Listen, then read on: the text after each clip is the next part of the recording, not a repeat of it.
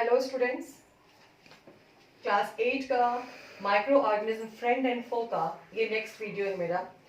Previous sections में हमने detailed वे में माइक्रो ऑर्गेनिज्म को देखा, उनके बेनिफिशियल इफेक्ट को देखा, वो कैसे हमारे फ्रेंडली माइक्रो ऑर्गेनिज्म को देखा, देन हार्मफुल माइक्रो ऑर्गेनिज्म, कई सारे टॉपिक हमने डिस्कस किए। अब हमारा जो टॉपिक आज जिसको हम डिस्कस करने वाले हैं वो काफी इंपॉर्टेंट है, फूड प्रिजर्वेशन। लास्ट वीडियो में हमने फूड पॉइजनिंग देखा था, कैसे फूड पॉइजन हो जाता है माइक्रो ऑर्गेनिज्म के प्रेजेंट की वजह से, उनके इन्फेक्शन की वजह से। हमने बताया था कि ऐसे कई फूड होते हैं जो बासी हो जाते हैं, पुराने हो जाते हैं, या फिर किसी गंदे हाथ की वजह से, गंदी चीजों के इस्तेमाल की वजह से एंड यहाँ उनमें माइक्रो ऑर्गेनिज्म का अटैक हो जाता है। वैसे फूड को कहते हैं फूड पॉइजनिंग। अभी हमें क्या करना है, अपने फूड को प्रोटेक्ट करना है। नॉर्मली आप देखिए, हमारे घर में कोई राइपेंड फ्रूट्स आता है और उसको हम ऐसे ही खुले में रख देते हैं, ठीक है, खुले में रख देते हैं। मान लीजिए एप्पल है, मैंगो का सीजन आ रहा है, कोई भी फ्रूट्स, बनाना है, सब्जियां हैं, अगर हम नॉर्मल रूम टेम्परेचर पर उनको रखते हैं तो 1 से 2 या हार्डली 3 डेज के बाद आप देखना उनमें ऑटोमेटिकली सडन वो स्पॉइल होना शुरू हो जाते हैं, डैमेज होना शुरू हो जाते हैं। क्या ऐसा होता है? उन पे माइक्रो ऑर्गेनिज्म का अटैक होना शुरू हो जाता है। माइक्रो ऑर्गेनिज्म उस पर एक्ट करते हैं, उसको इन्फेक्ट करते हैं और वो खराब होना शुरू हो जाता है। ऐसे में रास्ता क्या है?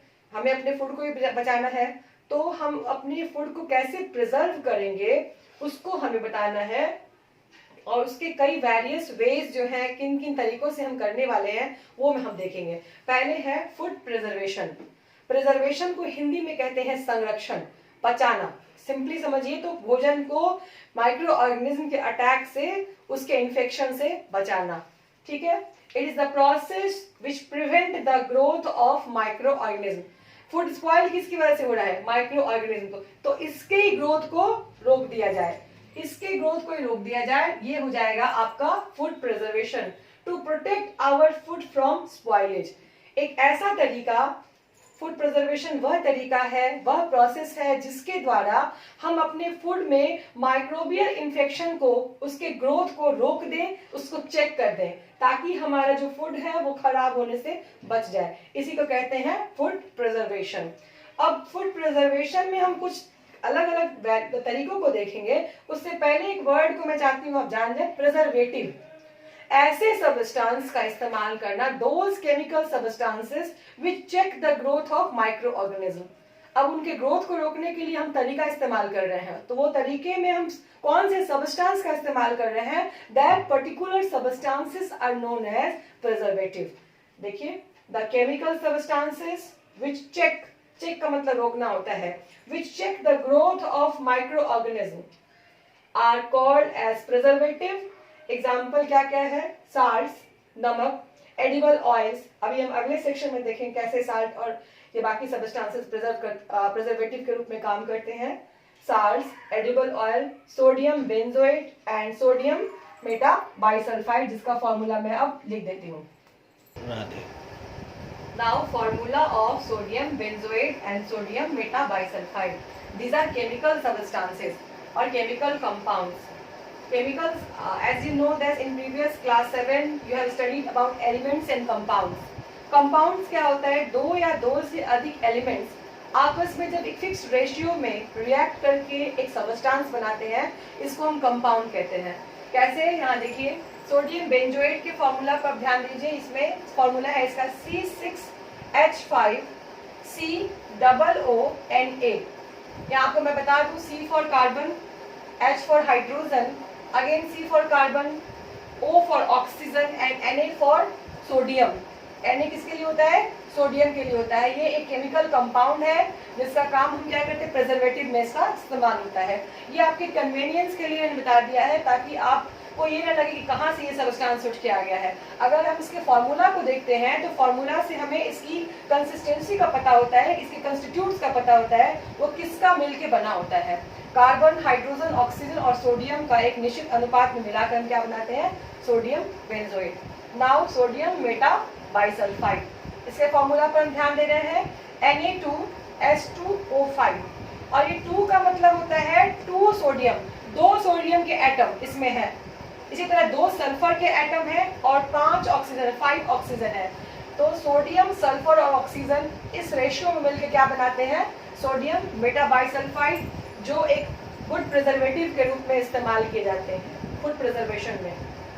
अब हम वेरियस वेज देखेंगे, डिफरेंट वेज देखेंगे किसका? प्रिजर्वेशन का। First, preservation by common salt. Normally आप देखेंगे घर में, आपने अपने घर में अपनी ग्रैंडमदर को देखा होगा या मदर को देखा होगा पिकल्स बनाते हुए। जब हम अचार बनाते हैं, गर्मियों का मौसम भी आ रहा है, जब हम अचार बनाते हैं तो जो आम को काटते हैं, मैंगोस, जो रॉ मैंगोस को काटते हैं, उसको नमक में मिला के, नमक और हल्दी में मिला के हम सूखने को रखते हैं। क्यों? ताकि वो जो माइक्रो ऑर्गेनिज्म का जो अटैक हो सकता है उसको रोकने के लिए। इसके साथ ही काफी पहले समय से नमक का इस्तेमाल होता आ रहा है साल्ट का डिफरेंट फूड आइटम को प्रिजर्व करने के लिए। नमक का इस्तेमाल क्या करता है? Use of salt check the growth of micro organism. किसी भी तरह के माइक्रो ऑर्गेनिज्म को वो ग्रोथ नहीं करने देगा। ये बहुत ही अच्छा और एक कॉमन इजीली अवेलेबल प्रिजर्वेटिव है जो हमारे घरों में इस्तेमाल होता है। देखिए, common salt is used to check the growth of bacteria which is a micro organism. It is used to preserve, क्या क्या प्रिजर्व कर सकते हो? नॉर्मली कुछ एग्जांपल दिए गए, आंवला, इसका अचार बनता है, raw mangoes, meat, fish etcetera. Now preservation by sugar. पहले सेक्शन में हमने देखा साल्ट का, अब शुगर से भी कुछ खास चीजों को हम प्रिजर्व कर सकते हैं। क्या करता है शुगर? जो हमारे माइक्रो ऑर्गेनिज्म के प्रोपगेशन के लिए, उनके डेवलपमेंट के लिए इम्पॉर्टेंट फैक्टर जो होता है वो मॉइस्चर होता है, नमी होता है। उनको जब तक मॉइस्चर नहीं मिलेगा वो डेवलप नहीं कर सकते हैं।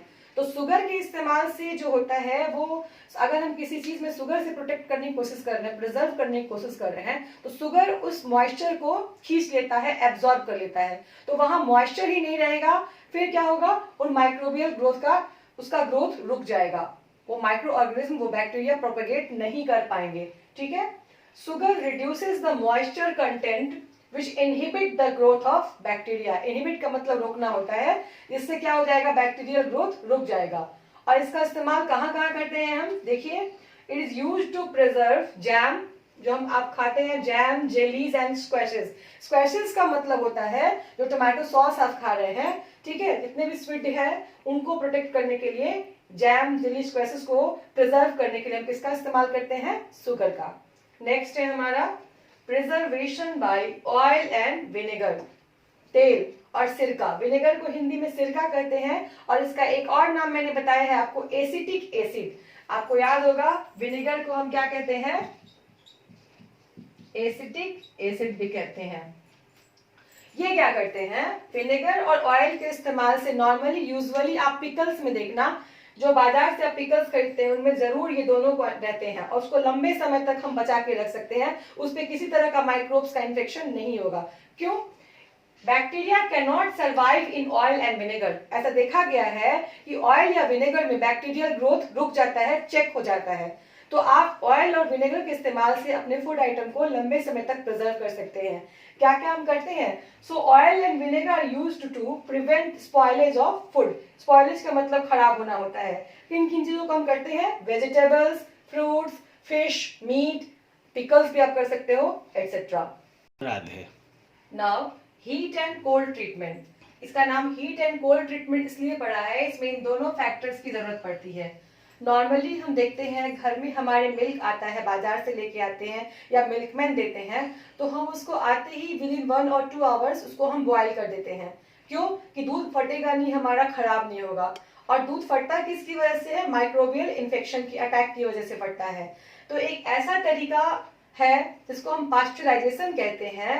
जो आप पैकेट वाले मिल्क लेते हो, किसी भी ब्रांड का आप ले लो, पैकेट वाले मिल्क लेते हो, वो होता क्या है? मान लीजिए आप सुधा का दूध ले रहे हैं, तो उसकी फैक्ट्रीज में होता क्या है? वो उस दूध को 70 डिग्री सेल्सियस तक 15 से 30 सेकंड तक गर्म किया जाता है, अप टू 70 डिग्री सेल्सियस उसको बॉयल किया जाता है, हीट किया जाता है, और उसके बाद तुरंत उसको सडनली अचानक उसको ठंडा करके पैक कर दिया जाता है। इससे क्या होता है? गर्मी से जितना उसका जो उसमें माइक्रो ऑर्गेनिज्म होंगे उनका डेथ हो जाएगा, वो खत्म हो जाएंगे। और चिलिंग से क्या होगा? वापस वो नहीं आएंगे। हम जैसे फूड को अपने रेफ्रिजरेटर में रखते हैं ताकि वहां माइक्रो ऑर्गेनिज्म डेवलप ना हो सके, तो उसके इस्तेमाल से क्या होगा?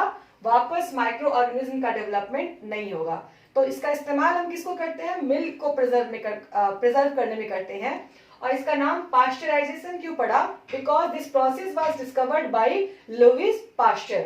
देखते हैं हम, it is the process in which milk is heated up to 70 degree Celsius for 15 to 30 seconds and suddenly chilled and stored। ठीक है, this process was discovered by Louis pasture. इसी के नाम पर, लुईस पास्चर के नाम पर इस प्रोसेस का नाम क्या पड़ा, पास्चराइजेशन। नाउ नाइट्रोजन फिक्सेशन, एक अलग टॉपिक। क्या होता है नाइट्रोजन फिक्सेशन, हम क्यों पढ़ रहे हैं, बिकॉज नाइट्रोजन के फिक्सेशन में भी एक माइक्रो ऑर्गेनिज्म बैक्टीरिया का बहुत इंपॉर्टेंट रोल है, जिसका नाम है राइजोबियम, जो मैंने यहाँ लिखा है।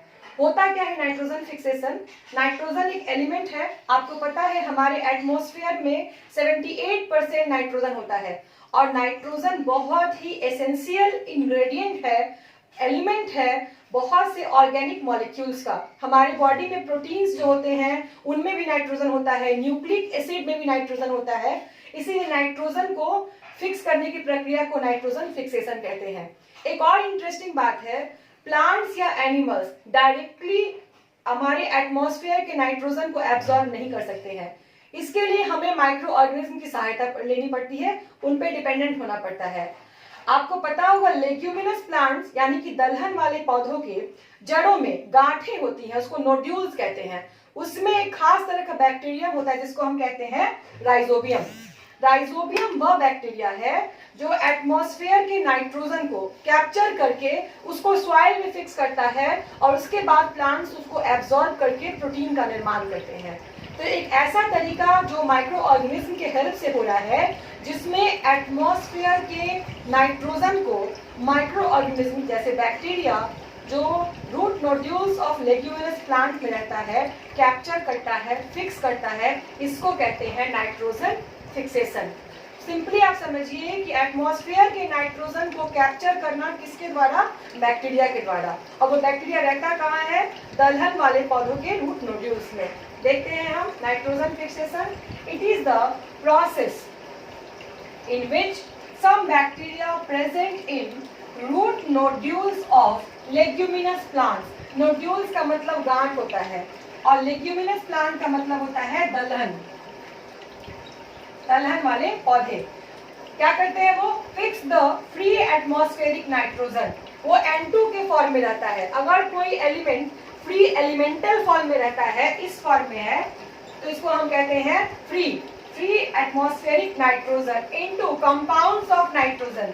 अब ये N2O में कन्वर्ट हो जाए या NO2 में कन्वर्ट हो जाए, ठीक है, या NO में कन्वर्ट हो जाए, तो इसको क्या कहोगे आप, वो कंपाउंड्स में, मतलब N2 को किस फॉर्म में कर देना, NO2 या NO के फॉर्म में फिक्स कर देना, एलिमेंटल फॉर्म को कंपाउंड फॉर्म में फिक्स कर देना, है ना, इसको कहते हैं नाइट्रोजन फिक्सेशन। और ये होता किसकी मदद से है, by this process the free nitrogen get utilized into the soil and plants. अब फ्री एटमॉस्फेरिक नाइट्रोजन जो एटमॉस्फेयर में था, जिसकी जरूरत है प्लांट्स को, वापस आ गया मिट्टी में, वहां से एब्जॉर्ब हो गया कहाँ पे, प्लांट्स में, ठीक है। और इसका एग्जाम्पल है राइजोबियम बैक्टीरिया जो रहता है रूट